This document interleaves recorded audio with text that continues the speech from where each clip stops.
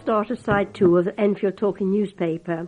I haven't got many notices today, but on the 1st of November, Middlesex Association for the Blind have their special resource and information morning as usual.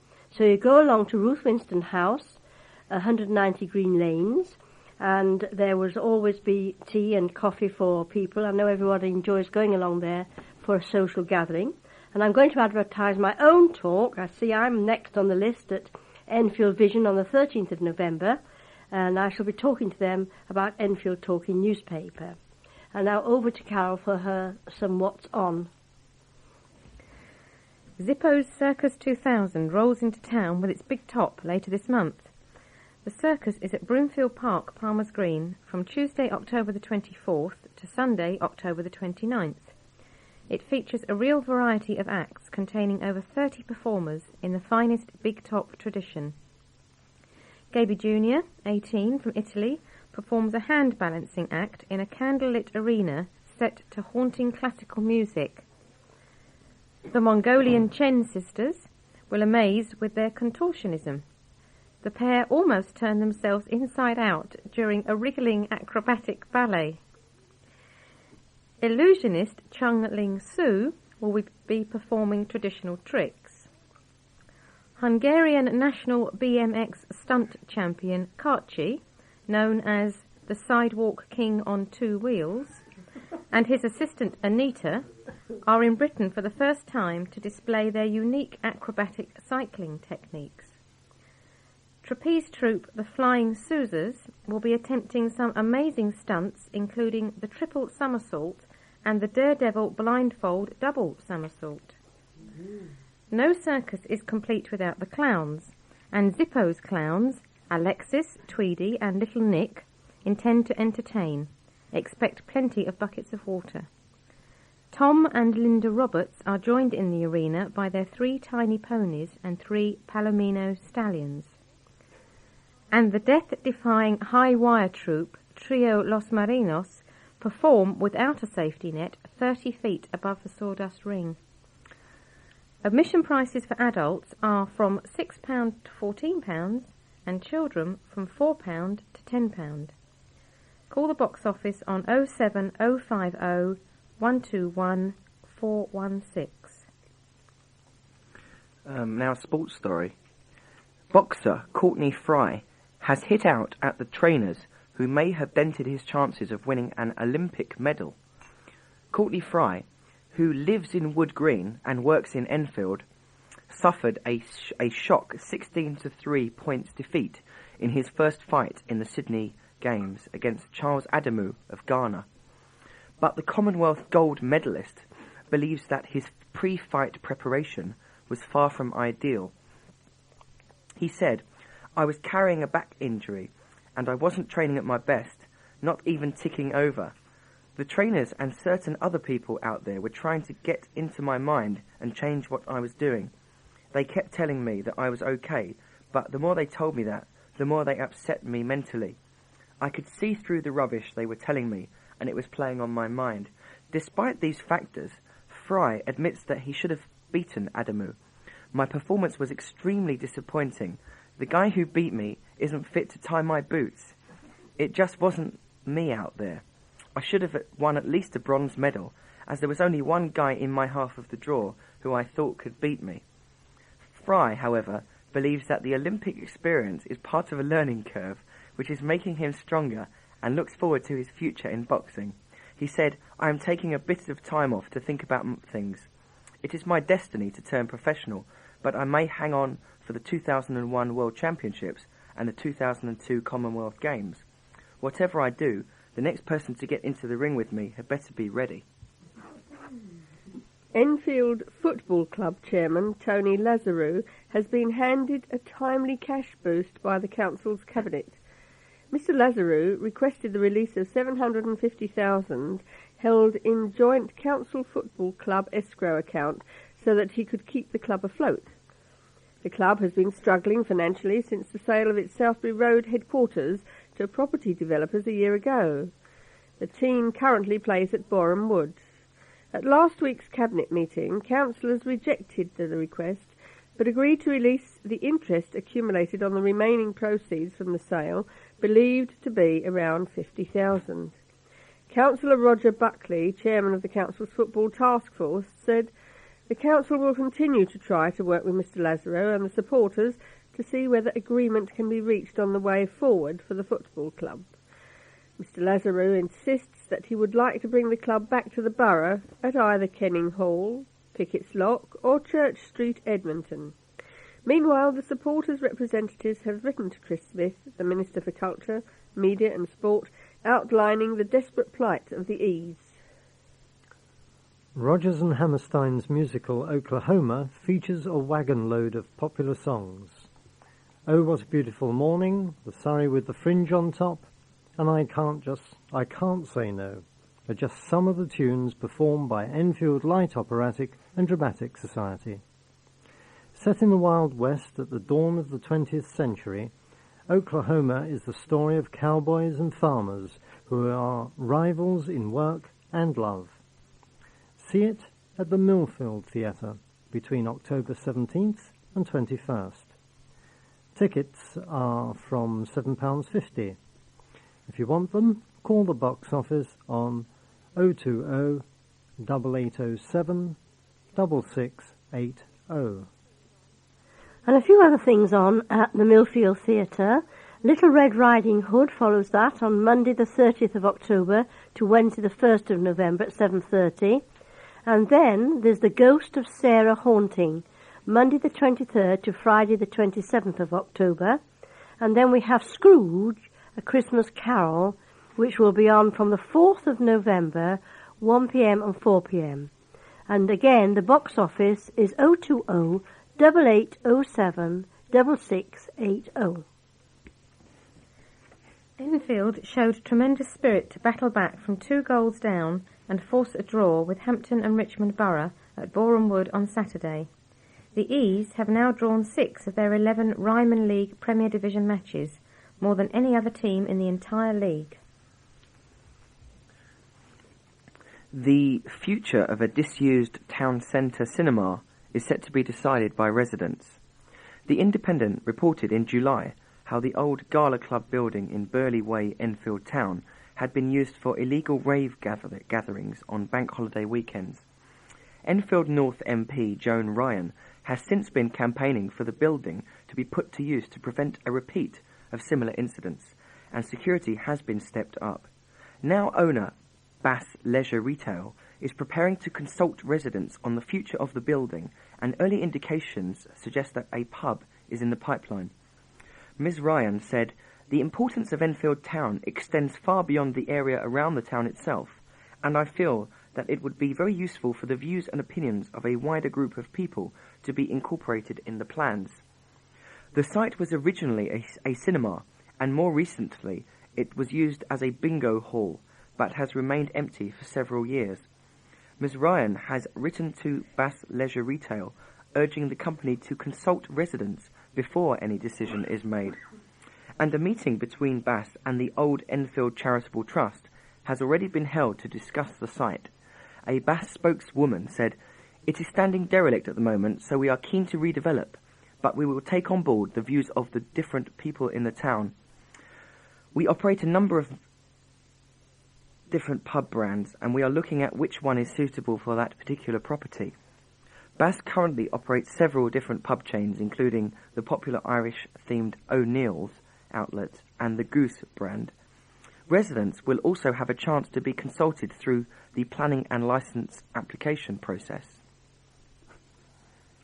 An Enfield man who campaigned to have non-Christian soldiers from World War I recognised on a memorial plaque has won his battle.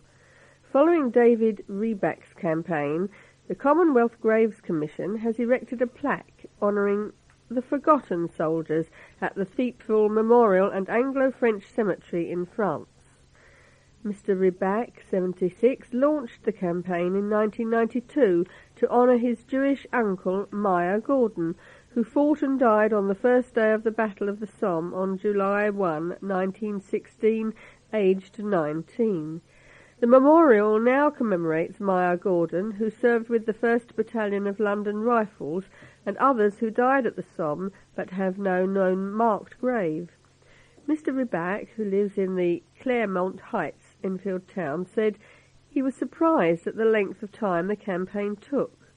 I thought it would be a simple request which would be granted in weeks, but instead it took 8 years. It is a victory for common sense and sensitivity, which will mean the men of non-Christian faiths will be remembered, he said. Mr. Riback began a letter-writing campaign which was backed by the MPs, the Bishop of Oxford and rabbis.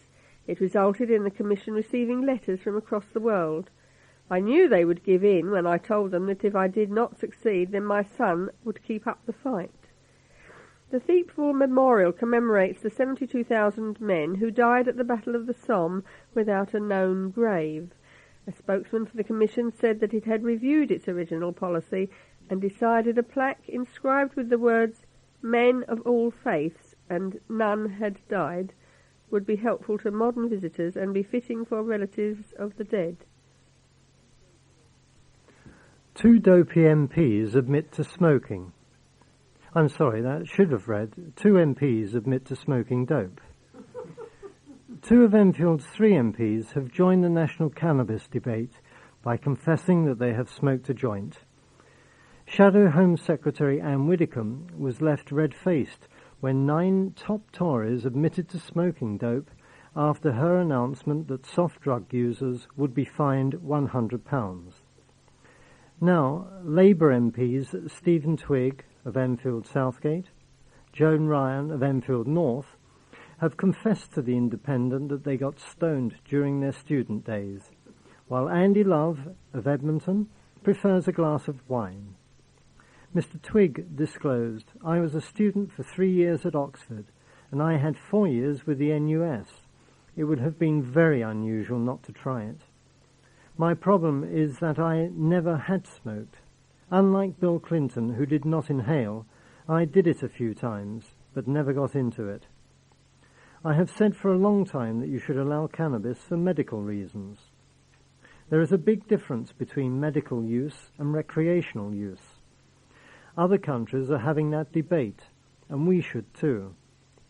The proposal from Anne Widdecombe was a crazy one, but at least we now have the debate." Miss Ryan added, "Yes, I have tried it when I was younger as a student in Liverpool. I thought it was a bit boring, really. Large numbers of people seem to do it when they are a student. I wasn't particularly interested in it at all. It is time we had more openness about these issues," she said. "It is important that politicians are in a position where they have an informed debate. The issue is not about which politicians did cannabis 20 or 30 years ago. It is about what we are doing about it now." According to Enfield Council's Labour and Conservative groups, saintly councillors have never participated in taking illegal substances. A Labour group spokesman said that council leader, Councillor Doug Taylor, does not even smoke tobacco, he is that straight. Tory leader, Councillor Mike Rye, said of Miss Widdecombe's policy, "I think she got it wrong, and I think it was not properly thought out. It was unfortunate." Oh. A safety alert has been issued by Enfield Trading Standard officers over the dangers of trendy micro-scooters. The OLOP 900 RTT micro-scooter, popular with adults and children, has caused several injuries through its folding mechanisms which can trap fingers. There have been incidents in the country where fingers have been bruised or cut off, and in one case sliced off. Trading Standards officers have confirmed that the scooter does not meet safety regulations and has been recalled by the manufacturer, the OLOP Leisure Group. The company is offering a refund or an exchange for a modified product. The new version has not yet been assessed by Trading Standards officers. They advise owners of the 900 TRTT to stop using it and contact the supplier. 3 other types of scooter, the Phase XX6, Mojo Motif, and the Arrow 5549, have also been recalled by manufacturers because of engineering faults. Charles Wallace, manager of Enfield Trading Standards, warned, "Extreme care should be taken when folding and unfolding any micro-scooter. Most folding mechanisms can trap fingers and cause injury even if they have blunt edges. Nationally, trading standards departments are testing many brands of micro scooter to check if they meet safety regulations. Enfield football fan Peter Hobbs, one of the Bulgaria 2 truckers, will attend his first match on Sunday, a year after his release from jail. Peter and fellow driver John Mills were freed in September last year from a Bulgarian jail sentence for smuggling heroin, a charge they always denied. After Peter told the Advertiser how he had not seen a game since his release, Peter Foster of the Supporters Club invited him to a game. He will watch the Ease play Stourport Swifts in the FA Cup at Boreham Wood. Enfield firefighters are launching a campaign to promote public awareness of the risk of fires in the home. The team from Enfield Fire Station will be in the marketplace in Enfield Town this weekend to demonstrate to the public how to deal with pan fires, and will be giving out free leaflets and advice. Station Officer Charlie Smith said at least 700 chip pan fires were recorded by the London Fire Brigade every month. He highlighted the case of an 89-year-old woman who was injured by hot fat after a pan fire at her home last Monday. The woman, who lives in Ponders End, had tried to take the pan outside after the flames had been smothered, but dropped it. Pan fires are a very common type of incident which we deal with. The message we always give is never leave a pan unattended.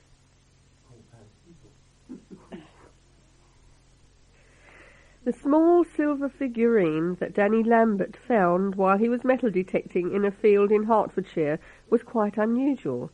Even his friends and family remarked on how different it was from the usual coins and junk that he found. Now the thumb-sized figure has won him praise from the British Museum, an appearance on the National Lottery programme, and a £25,000 cheque. Danny's unusual find, unearthed in February last year, has turned out to be a 13th century silver gilt figure. It was described as one of a kind by the British Museum's curator of medieval and modern Europe, James Robinson, at a press conference last Monday. Mr. Robinson introduced it, Danny said. He told everyone I was there, and 3 or 4 journalists came and asked me some questions. Next week, a group of Americans are coming over just to look at it. Danny's story is also the subject of a bidding war by women's magazines, Bella and Woman's Own. The BBC invited him onto last Wednesday's National Lottery programme and showed a reconstruction of how Danny found the figure, which he now has a copy of as a memento. During the programme, Culture Minister Alan Howarth presented him with a cheque for $25,000. I was up near Buntingford, Danny explained, and was going back to the car for a cup of tea when I heard the signal. You never ignore a signal, so I went back to investigate. He was told by an antiques dealer that the figure might be worth up to $2,000, so he went to Hertford Coroner's Court to have it declared as treasure. The court advised him to have it valued by the British Museum. To Danny's amazement, they wrote back to say it was worth up to $50,000 and asked to buy the figure. Danny said he would use the $25,000 to take his wife Jo to the USA, and the other half of the money has gone to the farmer on whose land the figure was found. A former soccer hardman, Tommy Smith, was in Edmonton this week, describing his life as one of football's toughest tacklers. Smith, who began his career at Liverpool FC back in 1963, was joined by 50s Tottenham Hotspur stars Len Dukemin and Tommy Harmer at a special football evening at Edmonton Conservative Club in Balham Road last Friday. All 3 were legends of their era, but it was Smith who gained most notoriety for his bone-crunching, no-nonsense style. He could play a bit too. During his time with the Reds, he captained Liverpool to their first European trophy, scooped 4 League Champions medals and countless others, and was awarded the MBE in 1977.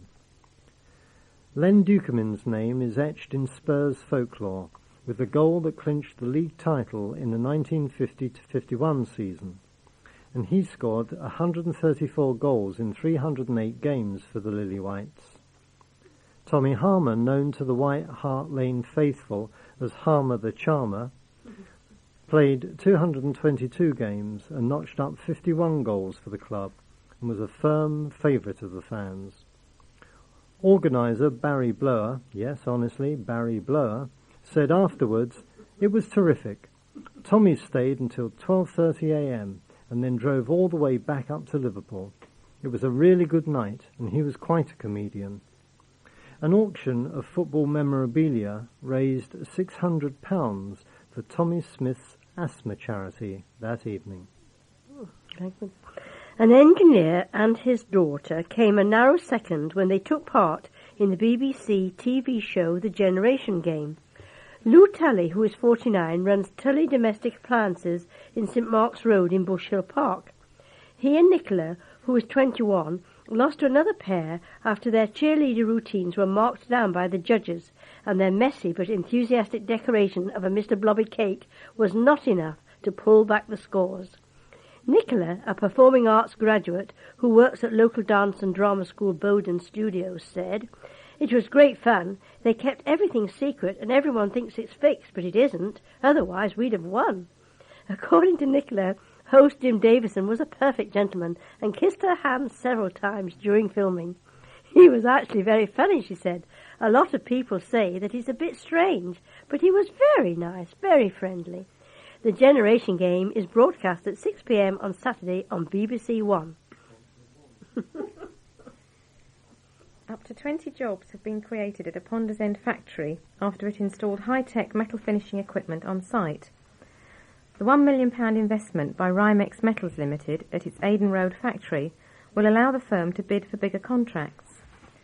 Keith Childs, the Rhymex chairman, said, "This new equipment is a significant investment for Rhymex and will both complement and enhance the acid etching, metal colouring and mirror finishing services we provide. There is a growing demand for different metal finishes in architecture and manufacturing. Our new equipment will position us firmly for work on the Pickett's Lock Stadium." Mr Childs said that the firm now needed to recruit 20 skilled workers for the factory. Rhymex already employs 100 people at the site in Ponders End, adding that they're one of the biggest producers of world-class innovative finishes in stainless steel and aluminium. They will continue to provide the customers with second-to-none products. Joan Ryan MP, who was present at the relaunch, said it would be a boost to manufacturing industry in her constituency. "We want to put a lot of effort into encouraging growth in our manufacturing sector because North Enfield has a tradition of having a large manufacturing sector," she said. "For a period stretching back 20 or 30 years, we have lost a lot of that manufacturing, but we are very keen to see it back, to see local firms create local jobs for local people." Fewer Enfield men die from heart disease than the national average, a Middlesex University sociologist has discovered. Professor Colin Frankham reports in a new book that from 1992 to 1996, an average of 144 men per 100,000 of the male population in Enfield died from heart disease each year. Professor Frankham says in his book, Improving Men's Health, that the national average is 151 deaths per 100,000 men, compared to 144 per 100,000 for Enfield. The London Borough of Tower Hamlets had the highest average rate of 206, and Kensington and Chelsea had the lowest of 108. Professor Frankham, an expert in medical sociology, says men can greatly cut their risk of heart disease by taking more exercise, losing weight, and by stopping smoking. Southgate Town Centre has been enjoying a new lease of life over the past few years. In just 3 years, more than 30 businesses have been attracted to Southgate in a successful partnership between the traders and Enfield Council, which has also seen new street furniture, flower baskets and signage installed. On-street parking and free parking for 3 hours at St Andrew's car park have also helped to woo shoppers back. The range and quality of shops are improving all the time in Southgate. New arrivals include Compu UK, specialising in computers and associated software, and Floral Expression, which provides exotic flowers and plants. Southgate also has a new tanning shop, Stand and Tan, a shop called Indigo, with a range of quality gifts, and Yummy.com, an oriental takeaway. Marks & Spencer is so impressed with Southgate that it has opened a new store, bringing its renowned quality and range of foods to town. Southgate is a shopping centre worth visiting. Give it a try. Culture Minister Chris Smith will be paying a visit to the borough this week to officially open London's newest museum. The Museum of Domestic Design and Architecture at the Middlesex University campus in Cat Hill, Southgate, will finally open to the public after 2 years of development and £1.6 million of national lottery money. It boasts one of the largest collections of interior designs in the country and is the only one of its kind in London. Inside the museum, visitors are taken on a journey into the history of interior design, looking at what our living rooms, dining rooms and kitchens looks like in the first half of the 20th century. Hundreds of files are available on the history of design, and some priceless artifacts have been transported from the famous Silver Studio in Hampstead, where the top designers of the day worked at the turn of the century. Besides offering some fascinating free exhibitions, people will be allowed to use the extensive record service by phoning in advance, and education programs for school children to learn about design will be arranged. We believe it will be an important facility for the area. We have hundreds of records and files that people can use, said curator Leslie Hoskins. Downstairs, a permanent exhibition called Exploring Interiors, Decoration of the Home 1900 to 1960, looks at our living spaces and details how they and our attitudes have changed over the years.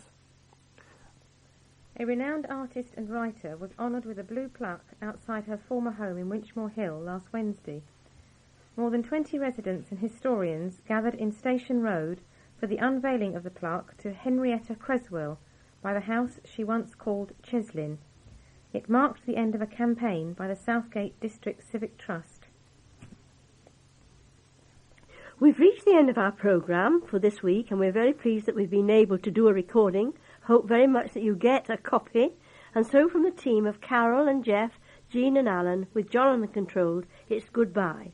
But please remember, especially to turn over the address label in your postal packet and send the wallets back, because, as I said to you, we're going to have no duplicates this week. So from all of us, goodbye. Bye.